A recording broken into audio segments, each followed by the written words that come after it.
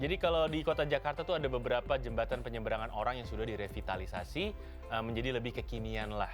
Bentuknya lebih artistik, dipadu lampu-lampu yang cantik gitu kan, dengan pemandangan deretan gedung-gedung pencakar langit di sekitarnya. Gue pernah juga fotoin istri.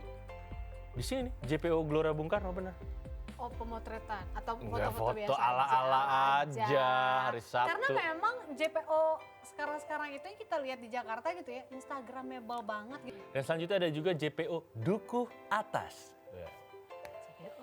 Kayak Transjakarta ya. Dukuh Atas. Ini letaknya di Jakarta Pusat dan juga nggak kalah menarik ya dibanding JPO lainnya. Jembatan ini dibangun untuk menghubungkan JPO Dukuh Atas sisi timur dan juga halte Transjakarta Dukuh Atas 2 yang melayani koridor 6 Dukuh Atas Ragunan dan koridor 4 Pulau Gadung Dukuh Atas.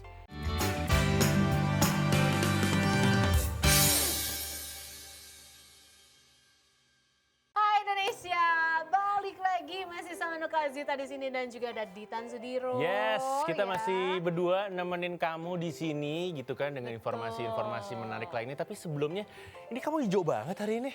Kayaknya kamu udah bahas itu belum? Oh, udah. Gue udah bahas ya. Kamu mengingatkan saya akan ini, tau gak lo? Kalau dulu tuh ada tuh di TV tuh apa? Uang kaget.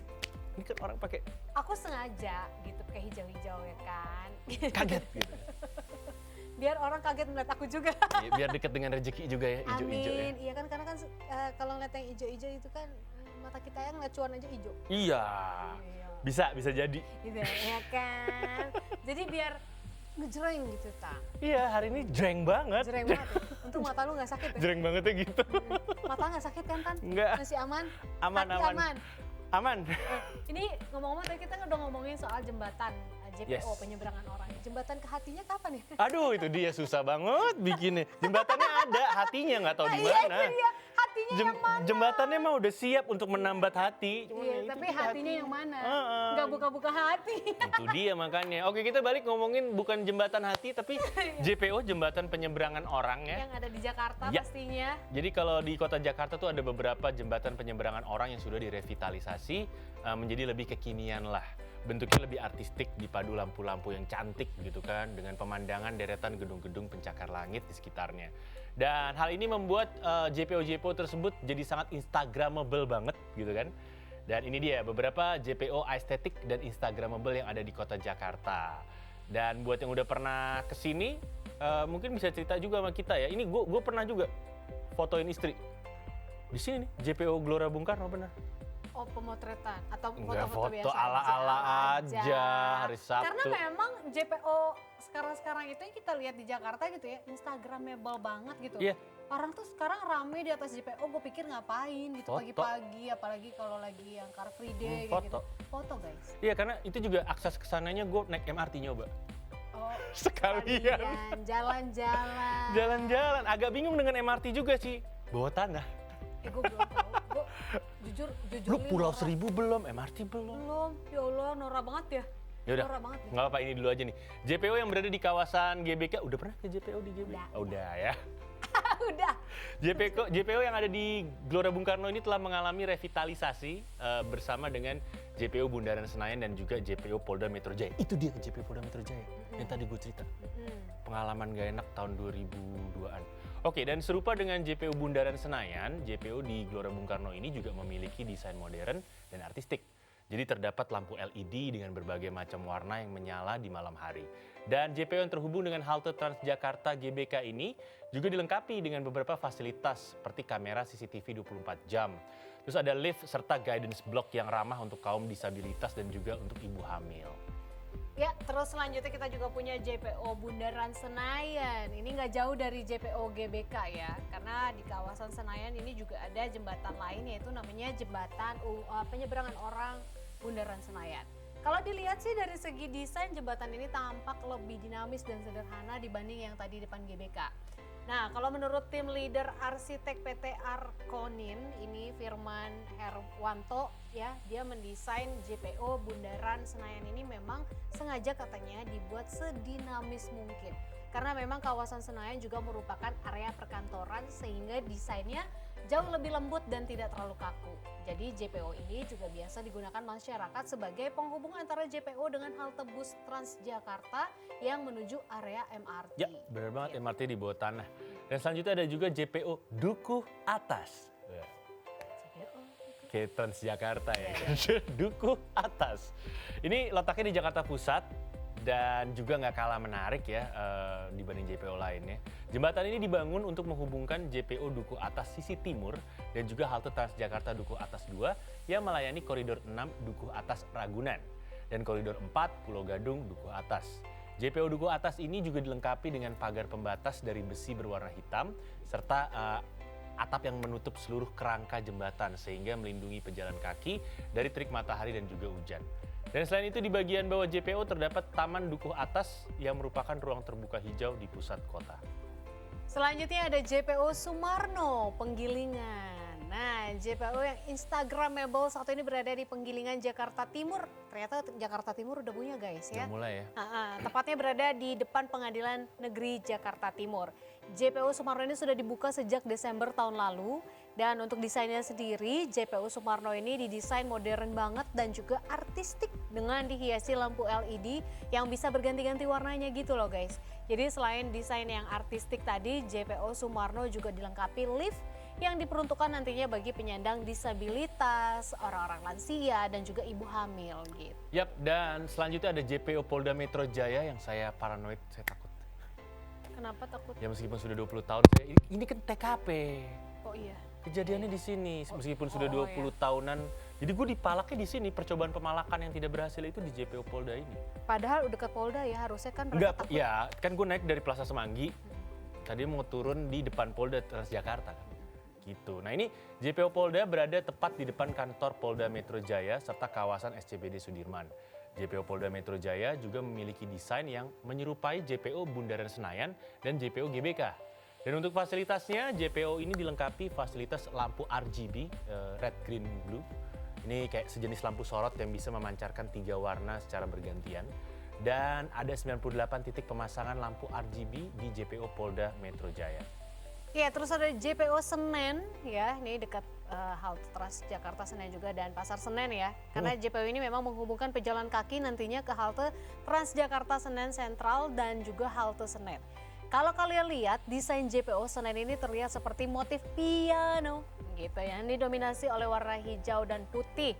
Dan JPO yang sempat direvitalisasi Pemprov DKI Jakarta tahun 2020 ini mengusung konsep artistik yang bertujuan untuk memberikan kenyamanan kepada pejalan kaki pastinya. Yap, dan selanjutnya ada juga JPO Tapal Kuda Lenteng Agung. Oh ini sebenarnya kan buat muter balik mobil tapi orang juga bisa nyebrang nih. Oke. JPO ini dibangun di tengah flyover Tapal Kuda, ini letaknya di Tanjung Barak dan juga Lenteng Agung.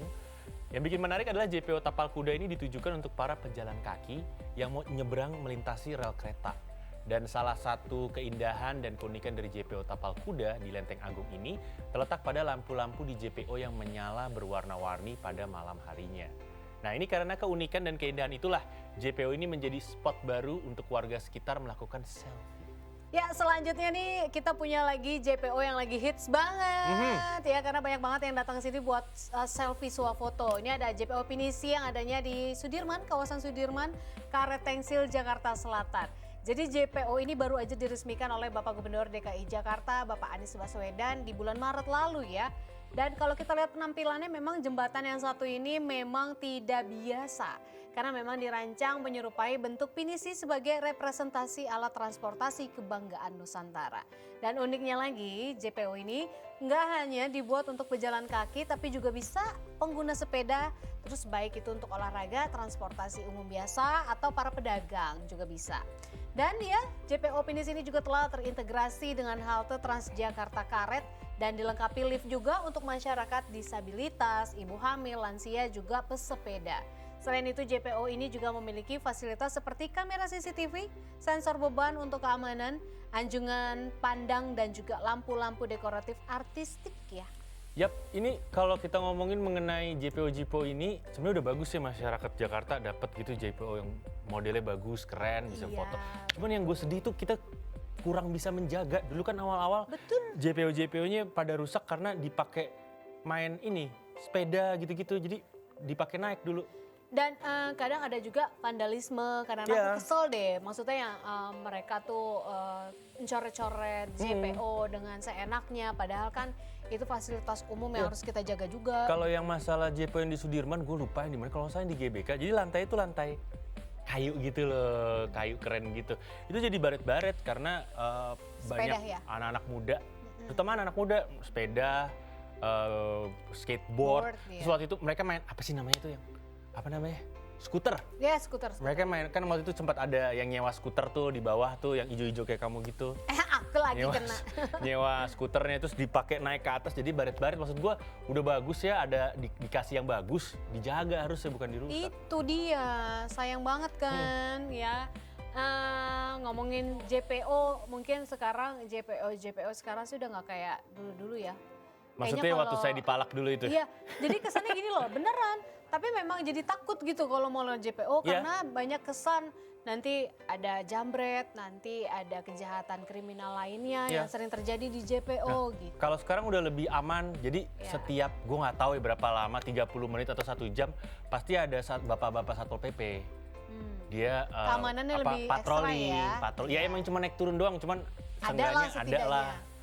Gitu. Dan sekarang kan JPO di Jakarta juga udah nggak boleh untuk pedagang-pedagang kaki lima.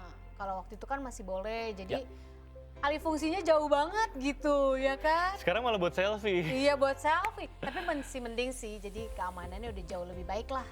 Yap, bener banget. Itu dia tadi sedikit mengenai JPO, Jembatan Penyeberangan Orang yang ada di kota Jakarta. Dan kita masih bakal ngebahas ya mengenai JPO lainnya. Jadi jangan kemana-mana, tetap di Hai Indonesia. Berbagi cerita dan berita untuk Indonesia lebih baik.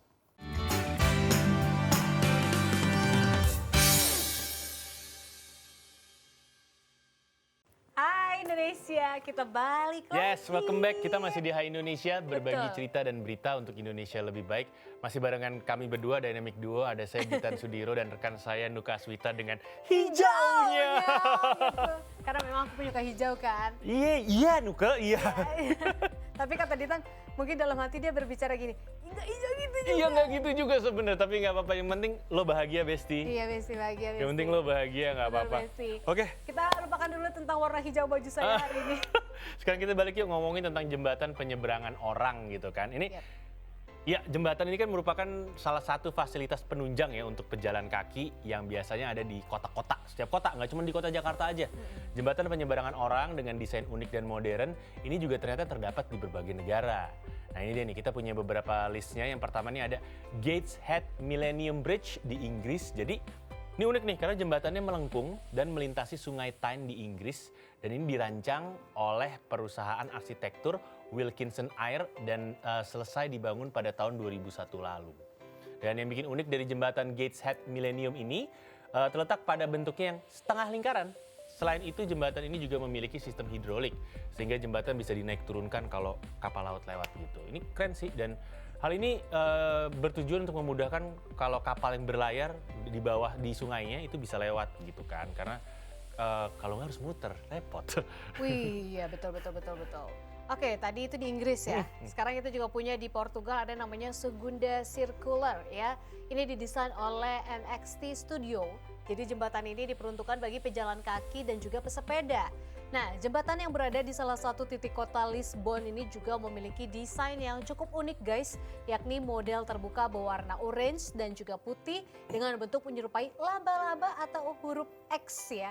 Tapi perlu diingat karena memang modelnya yang terbuka dan tidak memiliki atap, perlu ekstra hati-hati ketika menyeberang saat dalam kondisi hujan. Bawa payung. Iya, jembatannya nggak pakai penutup di atas. Iya. Ya. Dan selanjutnya ada BP di Chicago, Amerika Serikat. Jadi nggak cuma di Portugal ya, yang memiliki jembatan penyeberangan orang tanpa atap. Di Amerika Serikat nih juga ada nih jembatan penyeberangan orang tanpa atap. Dan ini terletak di kota Chicago, negara bagian Illinois, Amerika Serikat. Jadi desainnya ini syarat akan nilai estetika yang tinggi.